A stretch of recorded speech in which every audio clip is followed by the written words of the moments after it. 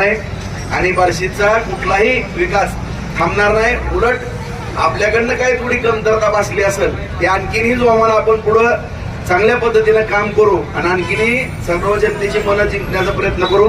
अशा पद्धतीचं त्यांनी माझ्याबरोबर चर्चा केली आहे। निश्चितपणे साहेब सुद्धा लवकरात लवकर पाणी पूजनासाठी जे आज शेतकऱ्यांना पाणी दिलेलं आहे त्यांनी उजनीचं पाणी उपसा सिंचनच्या माध्यमातून पाणी पूजनाच्या कार्यक्रमाच्या निमित्तानं व भगवंत तीर्थक्षेत्राची जी काही मागणी आपली जवळपास 300 कोटीचा आराखडा आपण दिलेला आहे त्याच्या घोषणा आणि मंजुरीच्या निमित्तानं निश्चितपणानं या ठिकाणी येतील।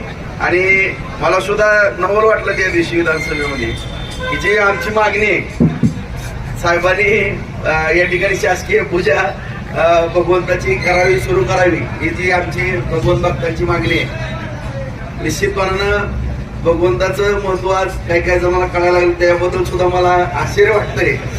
भगवंताने सद्बुद्धी दिली त्याबद्दल त्यांनाही धन्यवाद देतो।